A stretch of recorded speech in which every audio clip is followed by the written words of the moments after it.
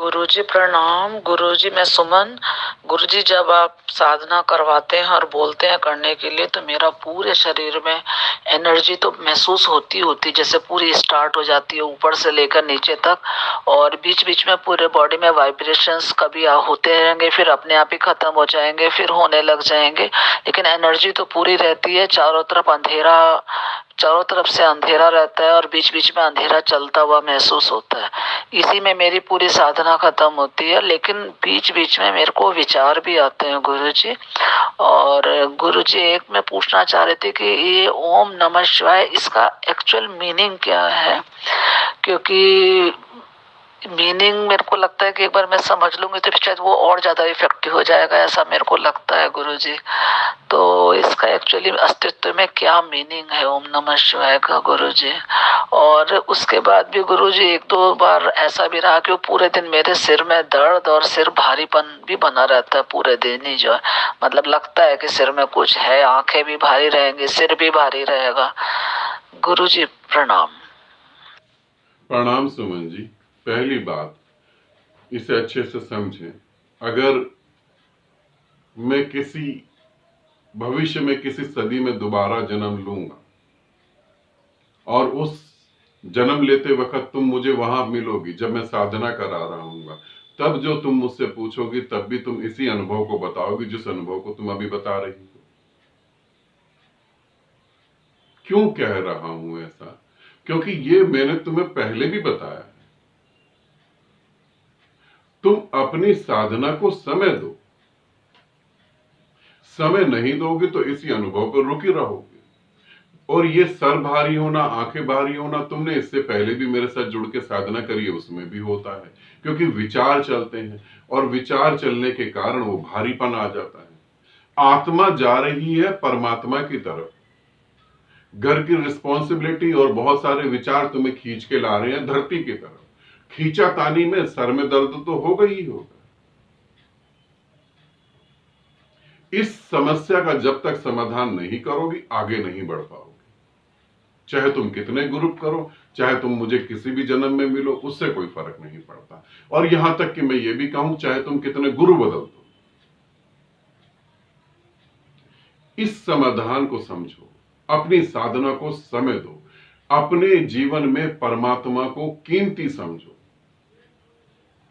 सभी जिम्मेवारियां निभाओ, मगर सभी जिम्मेवारी निभाते निभाते अपने प्रति भी जिम्मेवारी को महसूस करो। ठीक? तो सर इसलिए भारी हो रहा है, अनुभव जो है वो बहुत है, अच्छे हैं, उसमें ठहरो। 1 घंटे, 2 घंटे, 3 घंटे, जितना हो सके उसमें ठहरो। नहीं ठहरोगे तो कुछ भी नहीं हो पाएगा। दूसरी बात, ओम नमः शिवाय का क्या मीनिंग है? मीनिंग जान के जो है मैं इसे और अच्छे से कर सकूंगी। मीनिंग जानने के बाद कुछ भी नहीं कर पाओगी।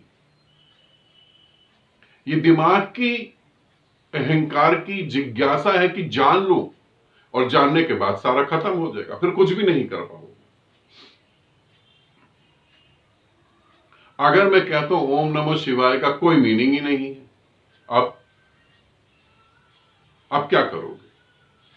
कोई मीनिंग नहीं। ओम नमः शिवाय का अस्तित्व में क्या मीनिंग है? अस्तित्व में तो तुम्हारा, तुम्हारी साधना का, तुम्हारे शिव का कोई भी मीनिंग नहीं है। अस्तित्व में तो किसी का कोई मीनिंग ही नहीं है, वो तो परम शून्य है। ओम नमः शिवाय का मीनिंग जो है, तुम्हारे मंत्र से सारे विचारों को, सारी वासनाओं को हटा दिया जाए, तुम्हें वासना मुक्त कर दिया जाए, ये मीनिंग है। अस्तित्व में कोई मीनिंग नहीं है इसका।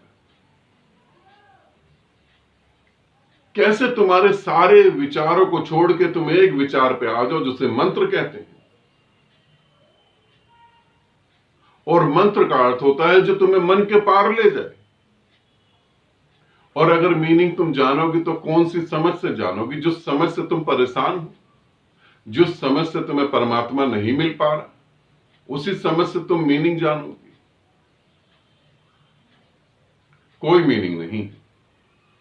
शब्दों का कोई मीनिंग नहीं होता, मंत्रों का कोई मीनिंग नहीं होता। अजीब लगेगा, शास्त्र कुछ और कह रहे हैं, गुरु कुछ और कह रहे हैं, मैं तो एकदम अलग बात बोल रहा हूं। सब कुछ मीनिंगलेस है। ये तो ऐसे ही हो गया जैसे अंधकार रोता रोता परमात्मा के पास गया और परमात्मा के पांव पकड़ के बहुत रोया, गिड़गिड़ाया, और उसने परमात्मा को कहा कि मैंने ऐसा कौन सा पाप करा है, मैंने ऐसा कौन सा नुकसान करा है, ये सूरज, ये प्रकाश मेरे को कहीं टिकने ही नहीं देता, मैं जहां भी जाता हूं वहीं ये आ जाता है और इसकी वजह से मेरी जिंदगी नरक हो गई। परमात्मा ने कहा सूर्य ने ऐसा करा, मैं सूर्य को बुलाता हूं। सूरज को जब परमात्मा ने बुलाया, सूरज आया। कथा है, हकीकत में तो नहीं, कथा है, मगर इसका अर्थ जो है तुम समझना। सूरज को जब परमात्मा ने बुलाया, अंधकार भाग गया वहां से। परमात्मा ने कहा कि तू क्यों अंधकार को परेशान कर रहा है? सूरज ने कहा कौन सा अंधकार, मैंने तो कभी देखा ही नहीं उसे।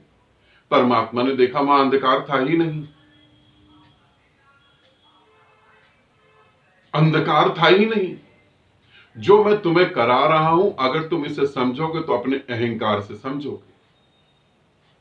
तुम्हारा अहंकार कह रहा है अगर मैं समझ गया, अगर मैं समझ गई तो ज्यादा अच्छे से कर लूंगी। कुछ भी नहीं होगा।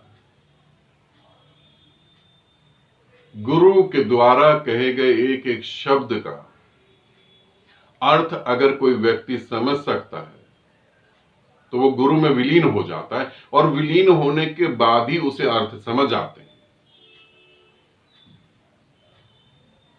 और यदि वो विलीन नहीं होता तो वो उन्हें नहीं समझ सकता।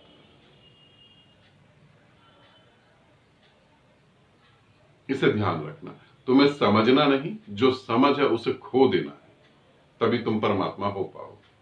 आनंदित रहो, सदा खुश रहो। बहुत बहुत प्रेम आप सभी को।